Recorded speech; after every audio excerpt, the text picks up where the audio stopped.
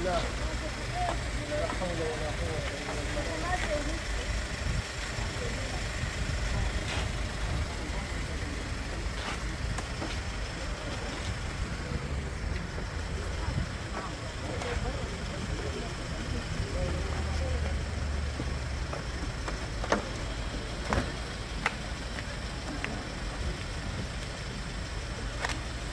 بسم الله.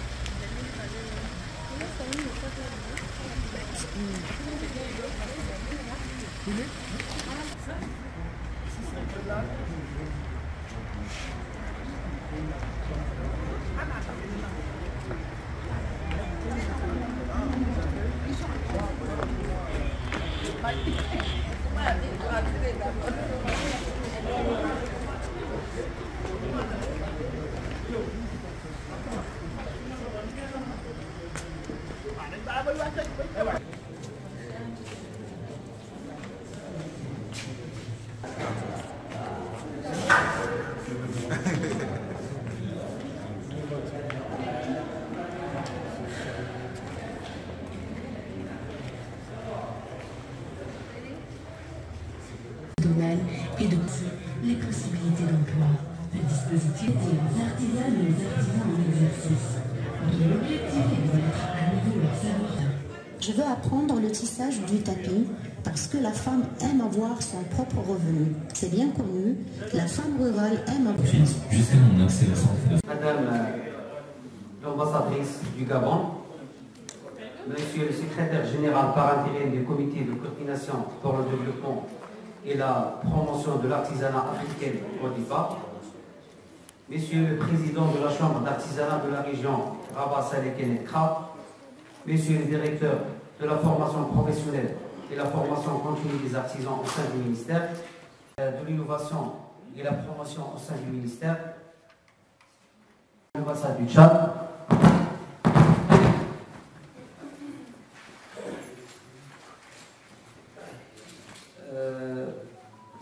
Madame, donc, le parlementaire, Cheima Zouzami, il est avec nous aussi aujourd'hui pour assister à cette cérémonie.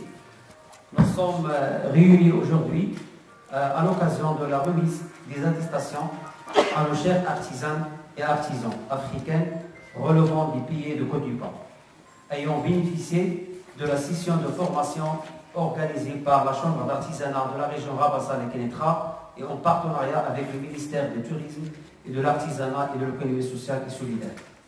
Cette session de formation a été eue du 16 au 21 décembre 2023.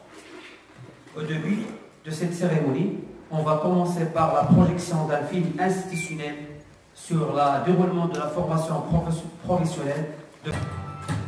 ويعتبر الأسباب غير المادي من أحدث المعايير المعتمدة دوليا لقياس القيمة الإجمالية للدول، وكما هو معروف فقد شهدت المعايير التي يعتمدها المختصون في المجالين الاقتصادي والمالي لقياس الثروة عدة تطورات. الثقافية التي تعد ضرورية لتطوير علاقات دائمة مع الموارد والنظم الطبيعية.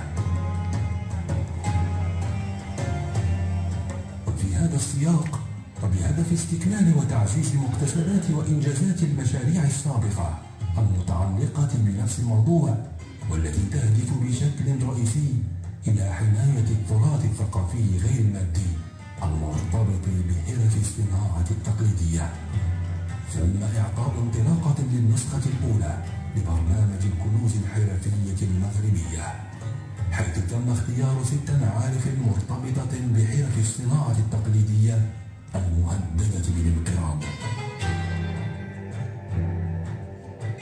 إن إجراء جرد للتراث الثقافي غير المادي المرتبط بالحرف التقليدية وتوثيق ثرواته وحامليه وحفظ عناصره هو المحور الرئيسي لسياسة وزارة السياحة والصناعة التقليدية والاقتصاد الاجتماعي والتضامني، والتي تتوافق تماما مع استراتيجية اليونسكو لحماية التراث الحي.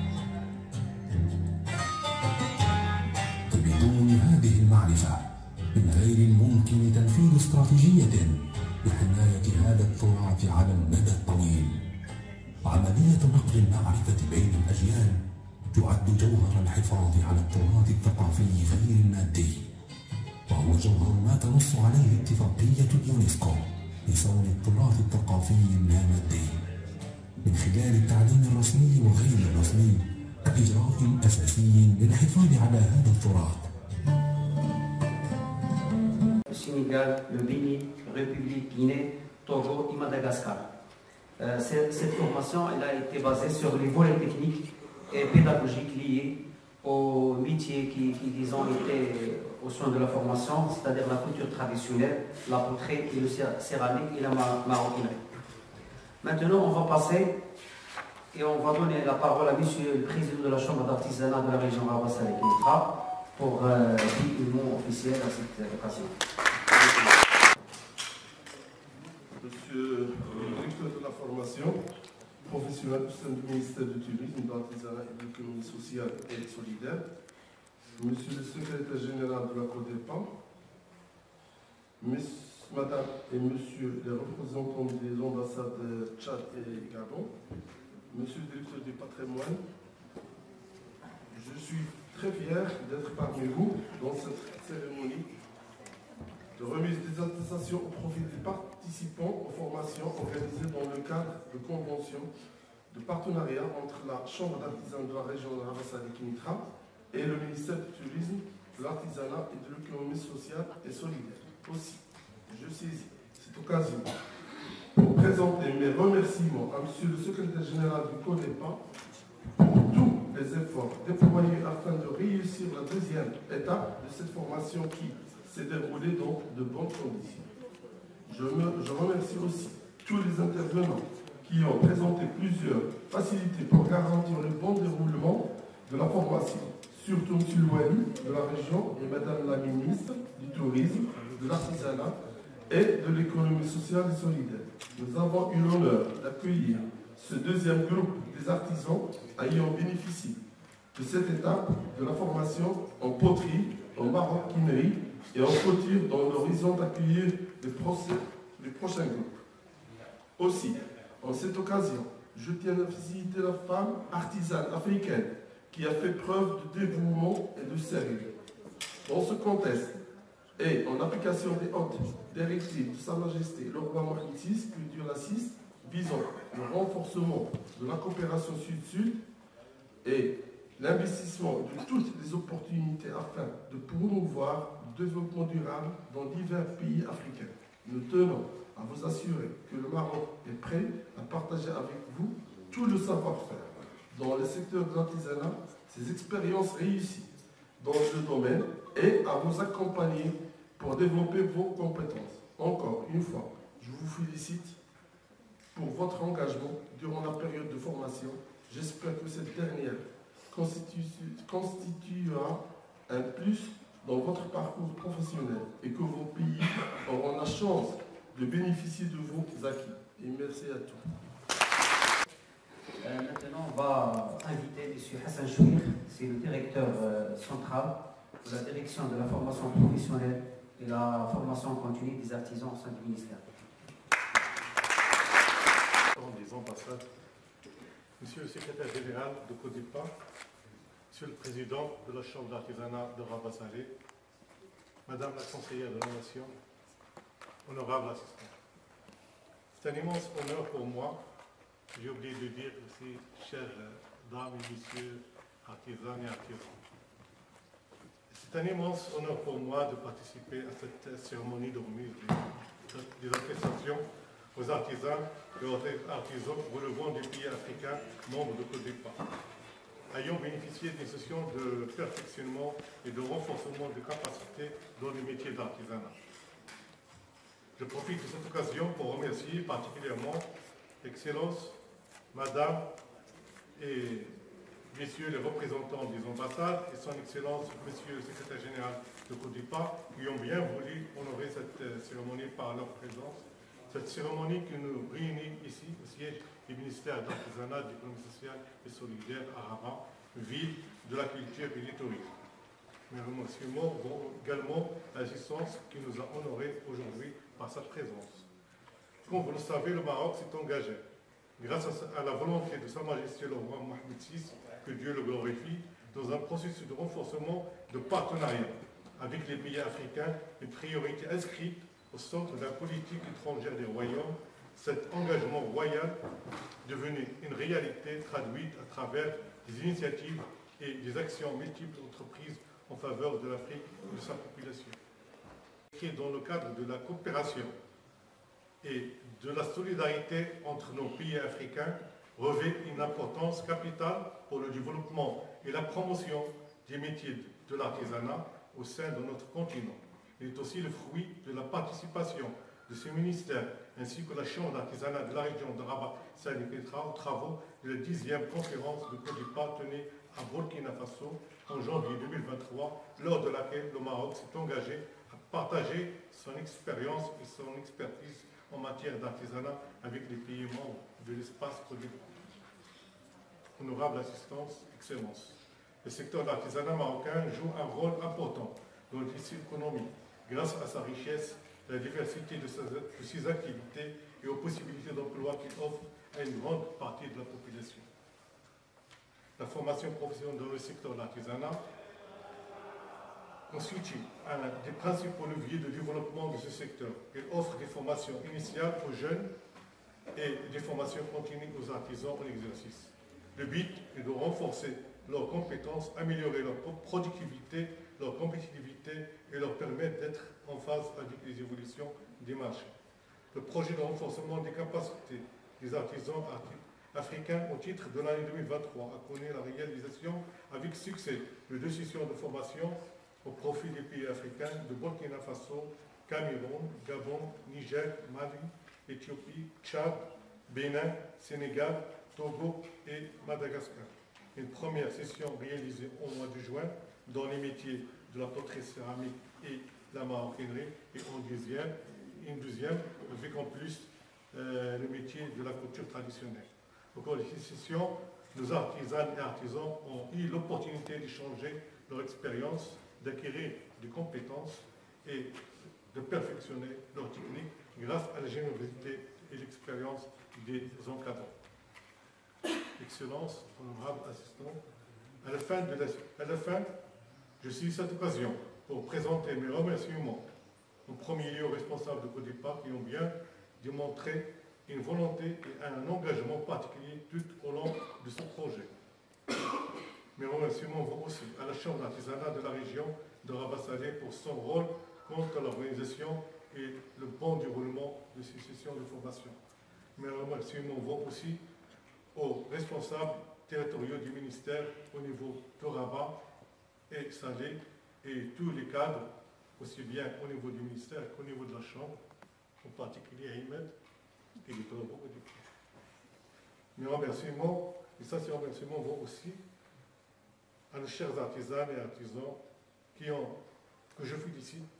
Je vous félicite pour votre volonté et votre intérêt que vous avez manifesté lors de les sessions de formation.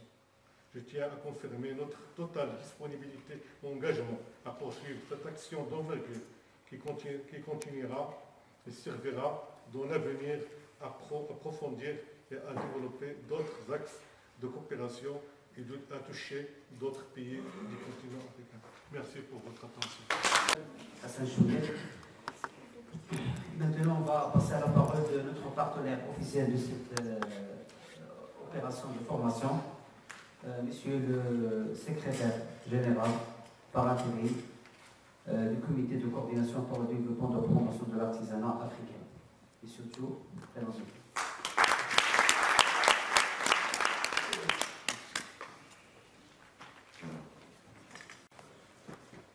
Je suis particulièrement heureux de me retrouver depuis plusieurs jours à Rabat, donc dans mon deuxième pays, le Royaume du Maroc.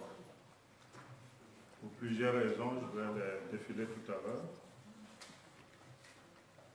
Monsieur le Président de la Chambre d'artisanat de la région Rabat Salé Kénétra et l'ensemble de ses collaborateurs, Mesdames et Messieurs les diplomates venus représenter leur ambassadeur accrédité au Royaume du Maroc, Monsieur le directeur de la formation professionnelle et continue du ministère en charge de l'artisanat du Royaume du Maroc, Monsieur le directeur général de la Chambre d'artisanat de la région Rabat Saleh Kenitra, mon frère et ami Aïmad, Mesdames et Messieurs les formateurs, chers artisans et artisans, distingués invités en vos grades et titres respectifs, Mesdames et Messieurs. Au nom du président de la conférence des ministres du CODEPA, je vais parler du ministre burkinabé en charge de l'artisanat, M. Serge Yamyodem Koda. J'adresse par ces mots mes sincères remerciements aux plus hautes autorités du Royaume du Maroc qui nous ont fait l'honneur de leur total engagement pour le développement de l'artisanat de tous les continents africains à travers la mise en œuvre de ce prestigieux programme de formation des artisans issus des États membres du CODEPA. Je vais faire une mention spéciale à Sa Majesté le roi Mohamed VI et je voudrais que vous puissiez vous mettre debout pour l'applaudir parce que c'est un excellent.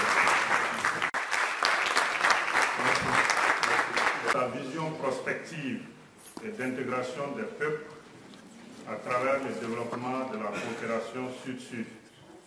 C'est bien sûr le déroulement de cette vision qui a permis que nous nous retrouvons ici pour bénéficier du savoir-faire, du savoir et du savoir-être des artisans marocains à travers les différents formateurs et la Chambre des métiers, ainsi que le ministère en charge de l'artisanat.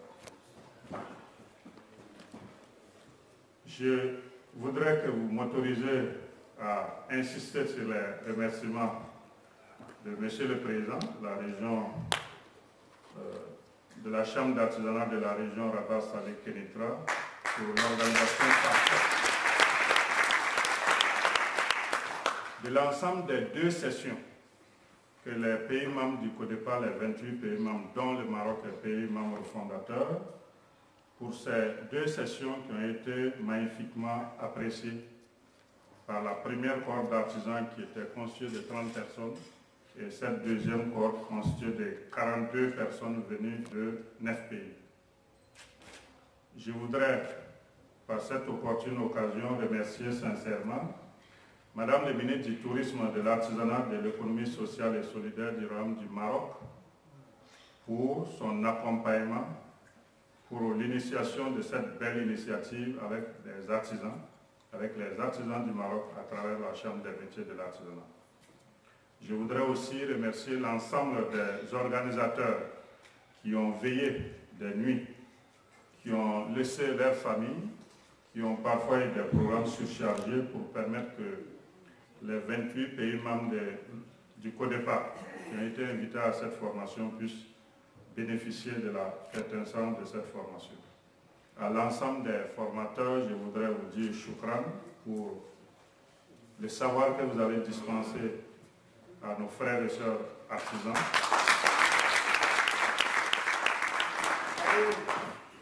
Ils m'ont dit qu'ils n'ont pas d'autre mot que le mot merci. Et il est court, mais il est fort de signification et veuillez reconnaître cela et savoir que nous sommes très fiers de vous à travers la Chambre des métiers d'artisanat de Rabat Saleh Kenitra. Mesdames et Messieurs, chers artisans, le Royaume du Maroc, à travers le ministère en charge de l'artisanat et la Chambre des métiers d'artisanat de Rabat Saleh Kenitra, a pris l'engagement d'accompagner les artisans du CODEPA en termes de renforcement des capacités. Cet engagement qu'ils ont pris, bien sûr, depuis longtemps et acté depuis la 10e conférence des ministres des pays membres du CODEPA, cet engagement d'accompagner les artisans s'est matérialisé clairement par les 2 sessions de formation que nous avons eues, la première en juin 2023 et la deuxième depuis le 16 décembre 2023, dont nous parachevons la fin de cette deuxième formation. Cette deuxième formation a vu la présence de 42 artisans et artisans, les artisans classiques et les maîtres artisans qui doivent pouvoir bénéficier, plutôt qui doivent pouvoir retourner et continuer à encadrer ceux qui sont restés au pays. Parmi ces 42 détenteurs du savoir, il y a 19 femmes, et je vous prie de les applaudir. Ce sont des Amazones pour le continent africain et 23 hommes talentueux qui ont laissé leur famille et qui sont venus au Maroc pour qu'ensemble on puisse développer. Les prédécesseurs qui m'ont devancé sur ce pupitre m'ont présenté les pays, mais je vais insister. Il y a la République du Bénin que je vous demande d'applaudir. Le Burkina Faso, la République gabonaise, la République de la Guinée-Conakry, la République de Madagascar, la République du Mali, la République du Niger, la République du Sénégal et la République du Tchad. Distingués invités, chers artisans, les meilleures perspectives de l'artisanat africain résident dans la compétitivité de ses produits, le dynamisme et la qualité des acteurs qui fabriquent ces produits. C'est justement suivant cette belle initiative, c'est justement suivant cette logique que le Royaume du Maroc a initié cette belle initiative. Et il apparaît clairement que la multiplication de la mise en place de ces types de formations pourrait contribuer de façon significative au développement de l'artisanat du continent. C'est pourquoi j'encourage les États membres du CODEPA à accorder une attention particulière au secteur d'artisanat en continuant à soutenir ces belles initiatives, de sorte à ce que nous ne laissons pas cette bonne action uniquement au Royaume du Maroc qui a tant beaucoup fait pour l'artisanat du continent. Je vous demande de les applaudir. Aussi, nous pensons que le renforcement de la coopération entre les États à travers les services techniques, en l'occurrence les chambres d'artisanat et les directions nationales de l'artisanat, sont des éléments qui vont aider notre artisanat à jouer son rôle premier dans le développement de nos économies, dans la création d'emplois et de richesses, et donc pour éviter que nos frères et sœurs soient obligés de prendre la mer pour aller chercher l'Eldorado ailleurs alors qu'il existe en Afrique. Maîtres artisans, chers formateurs, le contenu et la qualité des enseignements dont vous avez bénéficié, mesdames et messieurs les artisans, au cours de cette formation vous permettront de rentrer dans vos pays respectifs avec de nouvelles responsabilités, celle de former et d'accompagner l'ensemble de vos frères et sœurs du secteur artisanal qui n'ont pas eu la chance que vous avez eue à travers ce programme. Donc il faut accepter de faire la restitution. Mesdames et messieurs, je voudrais, au nom du président de la conférence des ministres du CODEPA, insister pour remercier. Je souhaiterais que vous soyez ceux-là qui vont le dire à vos ministres. Remercier les ministres en charge de l'artisanat des pays qui ont fait l'effort, malgré le contexte difficile en cette fin d'année, de les remercier pour avoir autorisé que vous soyez là. Le président de la conférence des ministres a insisté sur ce point quand je venais, et je voudrais que vous puissiez le faire clairement quand vous allez arriver dans vos pays. Je voulais, avant de terminer,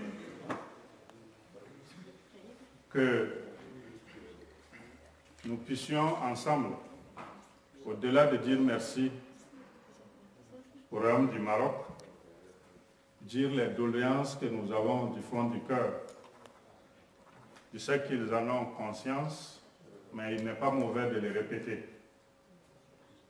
Il y en a trois essentiellement, dont la première, c'est de vous poser la question, c'est ce que les artisans m'ont dit, est-ce que le Maroc va continuer à faire cette bonne action qu'elle a commencée dans les années à venir? Venons ici.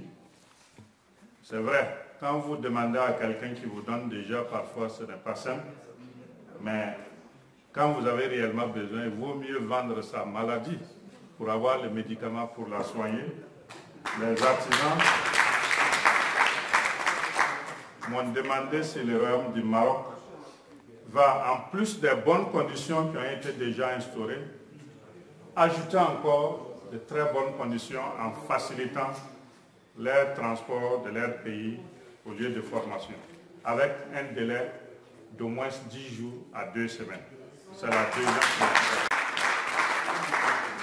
Et enfin, la dernière, les participants nous ont dit qu'avec le leadership de Sa Majesté, de Madame la Ministre et du Président de la Chambre d'artisanat, il faut que vous nous aidiez à bousculer d'autres pays avec le CODEPA pour qu'ils puissent tirer exemple sur le Maroc qui est déjà en avance, non seulement sur les infrastructures en termes d'artisanat,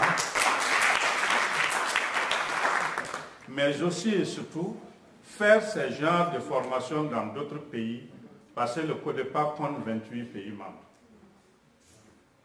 Nous n'allons pas laisser l'importance charge au Maroc seulement, qui fait beaucoup dans plusieurs domaines, mais nous allons nous concentrer seulement sur l'artisanat. Il faut que vous nous aidiez, le leadership du roi, de Madame le ministre, de l'ensemble de ses collègues du gouvernement, du président de la Chambre d'artisanat et de tous ceux qui peuvent influencer positivement pour que l'artisanat du continent puisse continuer à éviter que nous partions nous humilier outre-mer. Je vous remercie pour votre attention. Maintenant, on va passer au mot de M. Mouharish, c'est le directeur de la préservation, du patrimoine et de l'innovation et de la promotion au sein du ministère de l'Artisanat. M. Mouharish. De la Chambre de l'artisanat de Rabat-Salé-Kétra, Monsieur le directeur de la formation continue des artisans au ministère, Monsieur le secrétaire général de la CODEPA, Madame la parlementaire représentante du secteur de l'artisanat, Mesdames et Messieurs, moi à mon tour, je vous souhaite la bienvenue et j'espère que vous avez bien bénéficié de cette formation qui est très importante et qui sera, j'espère, continuer pour l'année à venir, 2024. Et ça serait aussi